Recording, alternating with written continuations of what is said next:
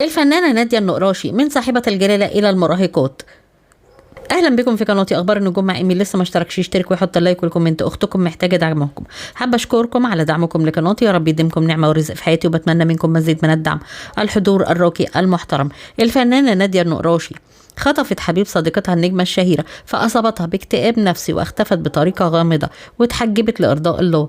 الفنانة نادية النقراشي واحدة من أجمل الممثلات في وقتها، ملكة جمال، كانت حلوة ودلوعة.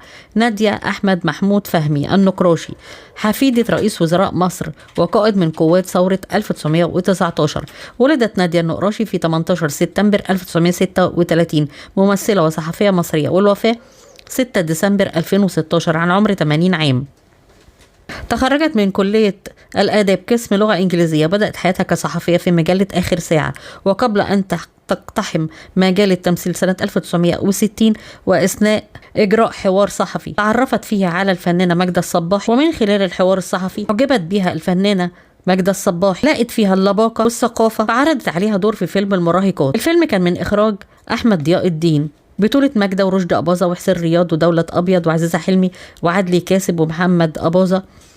الفنانة ماجدة الصباحي قالت لها: هو انت مثلتي قبل كده؟ قالت لها: لا. قالت لها: طب انا عندي دور. الدور كان واحدة او فتاة مراهقة هتسرق حبيب ماجدة الصباح في الفيلم اللي هو طالع بالدور رشدي أباظة. الفنانة نادية النقراشي عملت دور المراهقة الطايشة اللي بتحاول توقع بين البطل رشدي أباظة البطلة ماجدة صديقتها وزميلتها في المدرسة. الفنانة نادية النقراشي بتظهر وتشارك في قليل من الأعمال وتختفي فجأة، وبتبعد عن التمثيل وعن الساحة الفنية، إما لظروف خاصة أو لعدم تحملها حياة المشاهير.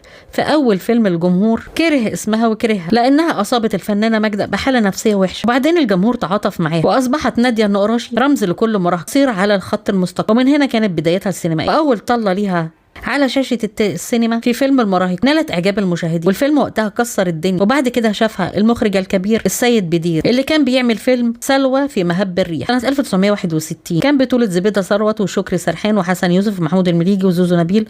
أعطاها دور كبير، دور لواحدة اسمها سنية، ظهرت في الفيلم وبدأ نجمها يلمع شيء في شيء في عالم التمثيل والفن، وظهرت بين نجوم الفن. بعد كده عملت مسرحية اسمها نافذة الوهم وشقاوة بنات وشباب طائشين وزوجة ليوم واحد والمتمردة والشيطان الصغير. وفي الفترة اللي لقت عليها ضغط الافلام، المخرجين والمنتجين كانوا عايزين يحصروها في دور فتاة الخائنة، الصديقة، الزوجة اللي دايما بتخطف حبيب صديقتها، ادوار بتناسب شخصيتها القوية. في الوقت ده نادية النقراشي استقالت من الصحافة وتفرغت للفن، بكل انها حصلت على اعجاب المشاهدين المتابعين، واصبح اسمها يتردد بين نجوم الصف، لكنها لم تنال درجة البطولة. حصلت قصة حب بينها وبين واحد مهندس او دكتور، الكلام ده كان سنة 1963. سنة 1965 عملت فيلم أرمل وثلاث بنات، وبعدين انقطعت خالص عن التمثيل وعن الفن. وظهرت بعد كده سنة 1972 عملت مسلسل اسمه خمسين، وبعد كده اختفت من 72 ل 82. وظهرت بعد كده وهي محجبة، ومثلت في مسلسل اسمه الأزهر الشريف منارة الإسلام، الكلام ده كان سنة 1982. طلعت بدور زوجة محمد علي باشا، ثم اختفت وظهرت في مسلسل أحلام اليقظة سنة 1987. ارتدت الحجاب من 1972 في عز شباب، وده لان جوزها عجبوش شغلها في الفن وسابته فتره، ولكن قابلت المخرج احمد طنطاوي اللي كانت تربطه بعلاقه